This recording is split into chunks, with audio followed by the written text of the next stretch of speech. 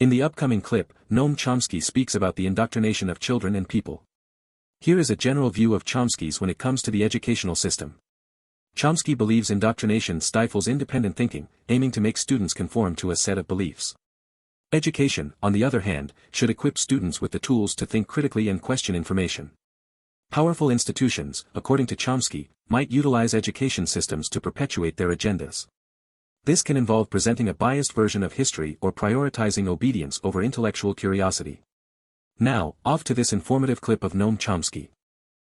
Noam Chomsky, you've talked extensively about the politics of language and semantics, and you've said, quote, "We have to peel away veil after veil of distortion to see the truth," unquote. And my question is, in the age of Orwell, and given the U.S. educational system, what tools is that system providing to students? What intellectual tools is it providing to decode, decipher, and translate those Orwellian terms? Let me first comment that although I too, call this the age of Orwell, the fact is that Orwell was a latecomer on the scene.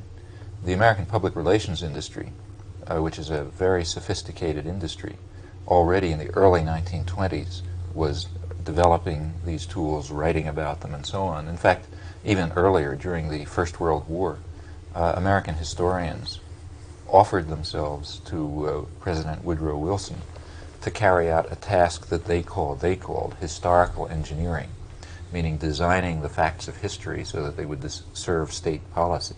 That's Orwell, long before Orwell was born.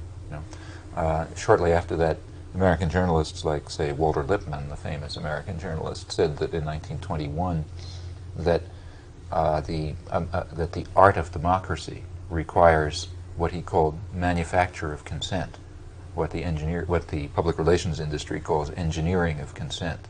Another Orwellism, meaning thought control.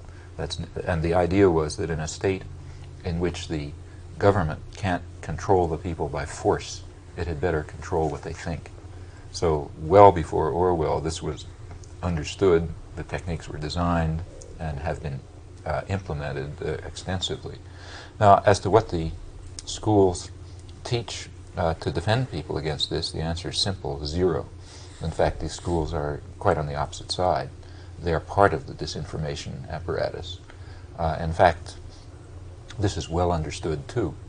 It's even well understood by liberal intellectuals, democratic theorists, and so on. So, for example, in the important study called Crisis of Democracy by which is another Orwellism, meaning beginnings of democracy.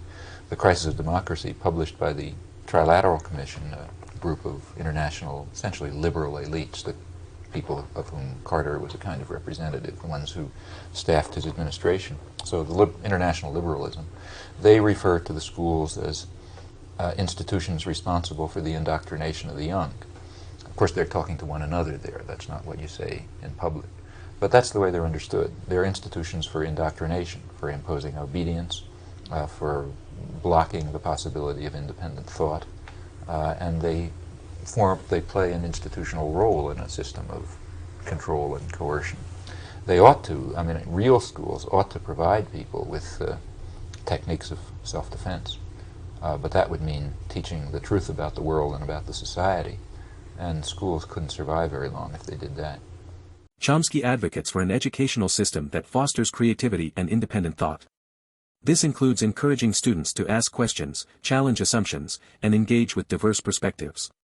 Well, I hope you liked the video and give the channel a subscribe. If you wish, you can join the channel as a member, it would be greatly appreciated.